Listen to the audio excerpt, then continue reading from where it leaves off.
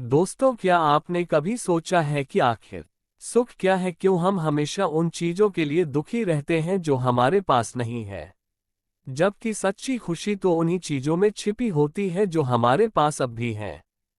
हम अपनी आंखें खोलकर देखें तो पाएंगे कि हम जितने दुखी महसूस करते हैं उससे कहीं ज्यादा हमारे पास खुश होने की वजह है।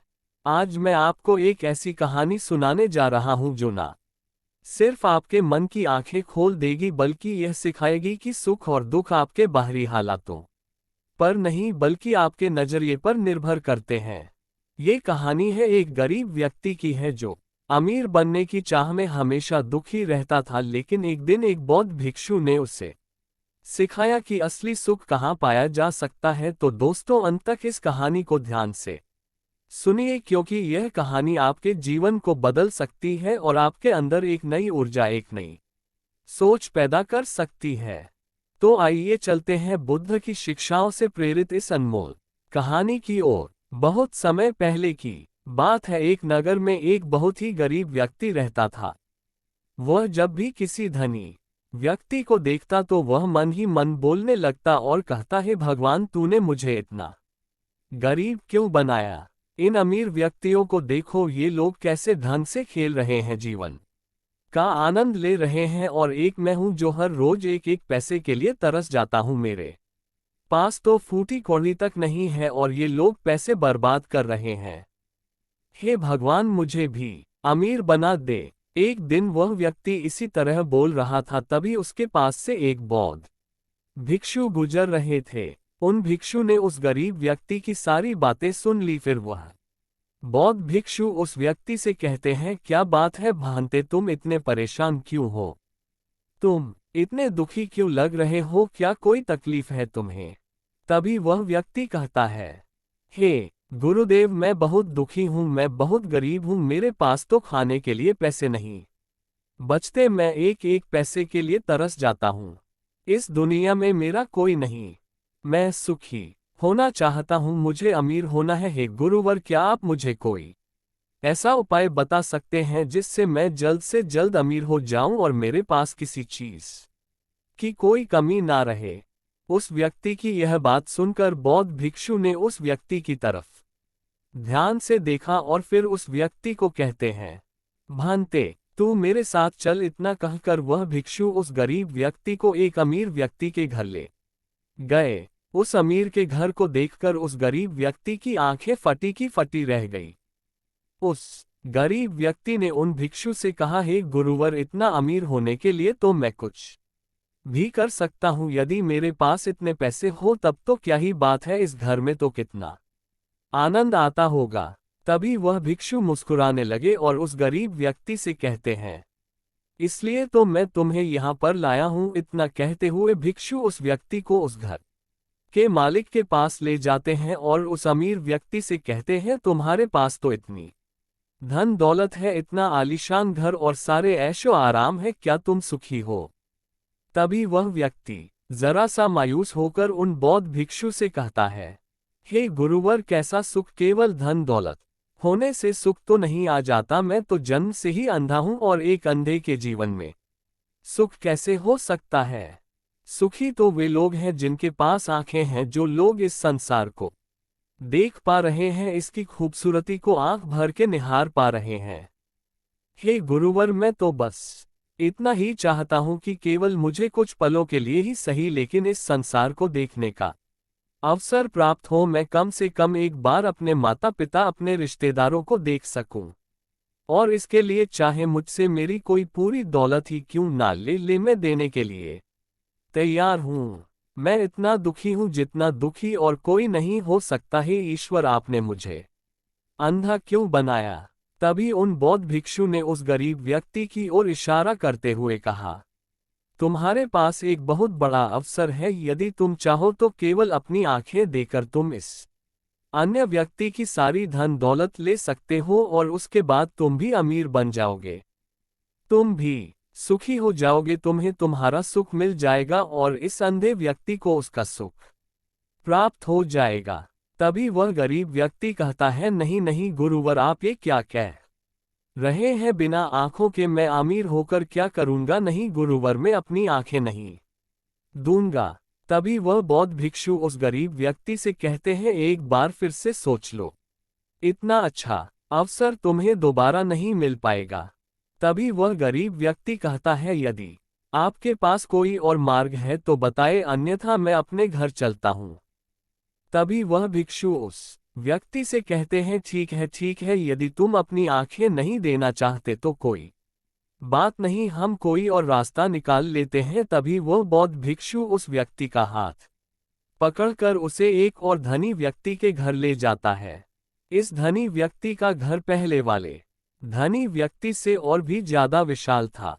ये देखकर वह गरीब व्यक्ति कहता है, अरे अरे, इतना आलीशान घर मैंने आज तक नहीं देखा।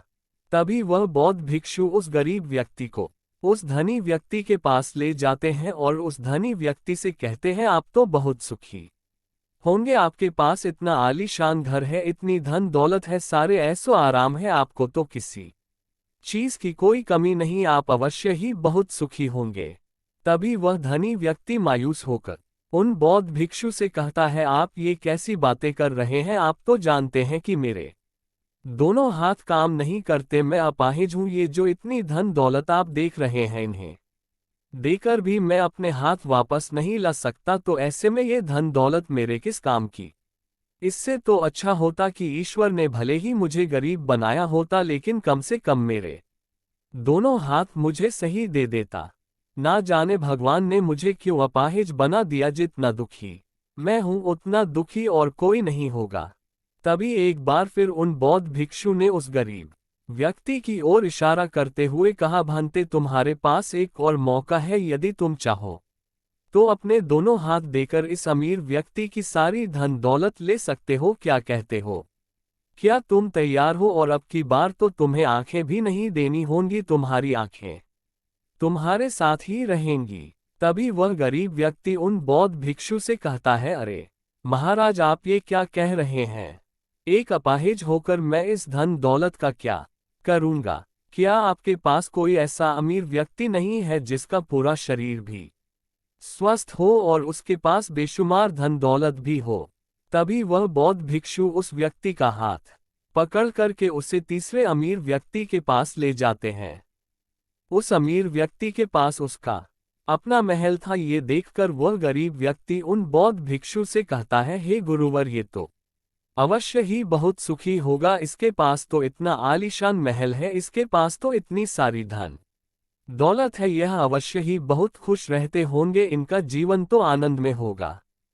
तभी वह बौद्ध भिक्षु उस गरीब व्यक्ति को उस धनी व्यक्ति के पास ले जाते हैं और फिर उस धनी व्यक्ति से कहते हैं, आप तो अवश्य ही खुश रहते होंगे, क्योंकि आपके पास इतना आलीशान महल है, इतनी सारी धन दौलत है, आपके पास तो सारी सुख सुविधाएं भी हैं, आपका जीवन तो आनंद में बीतता होगा। इसके जवाब में वह अमीर व्यक्ति कहता है, हे गुरुवर, कैसा आनंद, मुझ जैसा दुखी इस दुनिया में और कोई नहीं होगा। मैं आज बहुत दर्द में हूं, मेरी पत्नी ने मुझे धोखा दे दिया है, वह किसी और से प्रेम करती है जो मुझसे भी अमीर है। आज मुझे समझ आया कि यह धन दौलत कभी किसी को सुख दुख नहीं दे सकती, और जब मन में दुख हो तो यह धन दौलत किस काम की। मुझसे सुखी तो वह गरीब इंसान होगा जिसकी पत्नी कम से कम उसके साथ तो है, वह उसके साथ वफादार तो है। आज मैंने तय कर लिया है कि मैं अपनी पत्नी और उसके प्रेमी की हत्या कर दूंगा। ये सुनकर वह भिक्षु उस अमीर व्यक्ति से कहते हैं, इससे पहले कि तुम ऐसा कदम उठाओ, कम से कम मुझे भोजन तो करवा जाओ और भोजन की व्यवस्था करो, और साथ में कुछ कांच के टुकड़े भी ले आना। वह धनी व्यक्ति सभी साधु संतों का बहुत आदर करता, इसलिए वह उन बौद्ध भिक्षु की बात मान जाता है और वो कांच के टुकड़े भोजन में मिला देते हैं और उससे कहते हैं, लो अब तुम इसे खा सकते हो। वह अमीर व्यक्ति अचंभित हो गया और उन भिक्षु से कहता है, हे गुरुवर, आप ये क्या कह रहे हैं? इस खाने में तो कांच के टुकड़े आपने मिलाए हैं, इस भोजन को मैं कैसे खा सकता हूँ?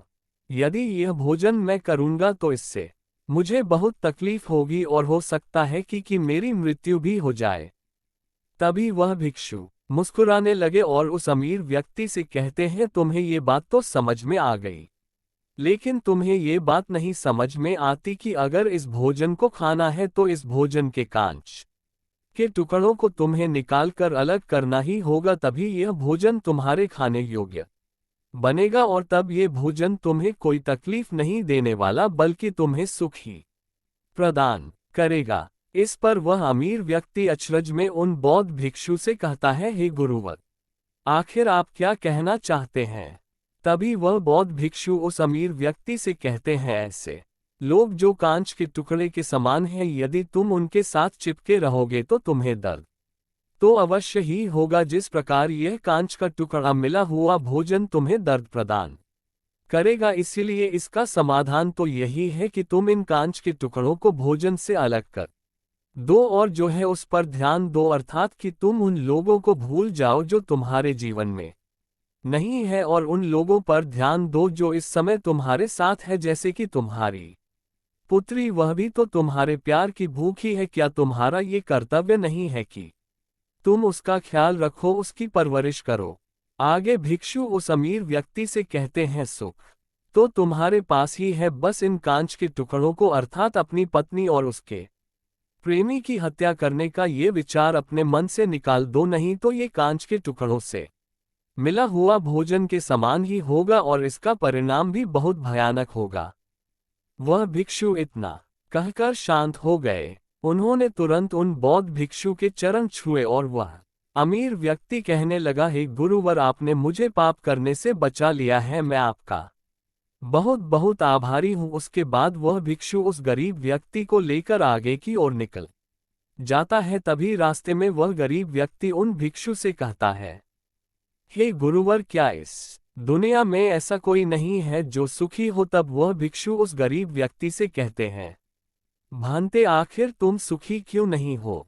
इस पर वह गरीब व्यक्ति कुछ देर के लिए सोच विचार करता है, लेकिन उसके पास कोई जवाब नहीं होता। तभी वह बौद्ध भिक्षु उस गरीब व्यक्ति से कहते हैं, क्योंकि तुम्हें वह चाहिए जो तुम्हारे पास नहीं है, तुम्हारे पास धन नहीं है और तुम्हें धन चाहिए, अमीर होना चाहते हो। तुम्हें लगता है कि वह तुम्हें सुख देगा, लेकिन तुम इस वास्तविकता को भी भूल रहे हो कि बाद में तुम्हें दुख भी वही देगा। जैसे कि जब हम पहले एक अमीर व्यक्ति पास पहुंचे थे तो उसके पास आंखें नहीं थी, उसके पास जो नहीं था वह उसके लिए बिलख रहा था, जबकि उसके पास तो बेशुमार धन दौलत थी और उसका पूरा शरीर भी पूरी तरह से स्वस्थ था, लेकिन उसका ध्यान उस पर नहीं था। वह उसे छोड़कर उन चीजों के पीछे भाग रहा था जो उसके पास नहीं थी।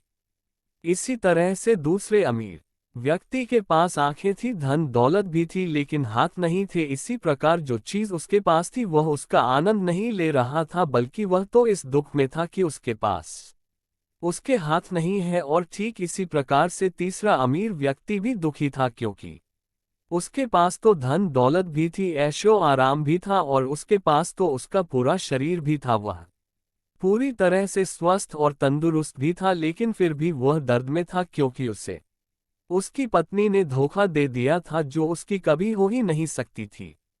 जो स्त्री केवल धन के लिए किसी और के साथ भाग जाए, क्या वह उसका साथ कभी दे सकती थी? नहीं। लेकिन उस अमीर व्यक्ति के पास जो था, अर्थात उसकी पुत्री, वह उसके बारे में सोच ही नहीं रहा था। आगे वह भिक्षु उस गरीब व्यक्ति से कहते हैं, अमीर गरीब होने से दुख और सुख का कोई मतलब नहीं होता। अमीर हो या गरीब, हमारे दुखी होने का एकमात्र कारण यही होता है कि हम हमेशा उन चीजों के पीछे भागते रहते हैं जो हमारे पास है ही नहीं, और जो वर्तमान में हमारे पास है हम उस पर ध्यान ही नहीं देते और न ही उसका आनंद ले पाते हैं। हम तो केवल भविष्य में घूमते रहते हैं, भूतकाल में अटके रह जाते हैं, और यह सारी गलतियां हम वर्तमान की जमीन पर करते हैं। और यही कारण है कि तुम कभी आनंदित हो ही नहीं पाते, तुम कभी खुश नहीं रह पाते, क्योंकि जो आनंद का समय है, अर्थात वर्तमान का समय, वह तो यूं ही नष्ट हो जाता है। तभी आगे वह भिक्षु उस गरीब व्यक्ति को कहते हैं, भांते, तुम मुझे ये बताओ, क्या तुम्हारे पास उन तीनों अमीर व्यक्तियों के दुखों में से कोई एक भी दुख है? केवल अपने आज पर ध्यान दो और अपने कर्म पर मन लगाकर काम करो। इतना कहकर वह भिक्षु शांत हो गए और गरीब व्यक्ति को भी उन बौद्ध भिक्षु की बात अच्छी तरह से समझ में आ चुकी थी। वह ये समझ चुका था कि अब से उसे अपने वर्तमान पर ध्यान देना है। उसके बाद उस गरीब व्यक्ति ने उन बौद्ध भिक्षु को प्रणाम किया और वापस अपने घर लौट गया। अब से वह गरीब व्यक्ति यह सोचकर हमेशा खुश रहने लगा कि कम से कम वह उन 3 अमीर व्यक्तियों से अधिक खुश है। उसके पास अधिक खुशियों की वजह है। हाँ, ये बात और है कि उसके पास धन नहीं है, लेकिन उसके पास ऐसी चीजें हैं जो धन से कहीं ज्यादा कीमती है, और वह है उसका पूरा शरीर जो पूरी तरह से स्वस्थ है। दोस्तों, मैं उम्मीद करता हूं कि यह कहानी सुनने से आपके जीवन में अच्छे बदलाव आए होंगे। दोस्तों, इस कहानी से आपने क्या समझा? अपने विचारों को, अपने भावनाओं को एक कमेंट के माध्यम से जरूर बताएं। क्या पता आपके एक कमेंट से किसी का जीवन बदल जाए। धन्यवाद। नमो बुद्धाय।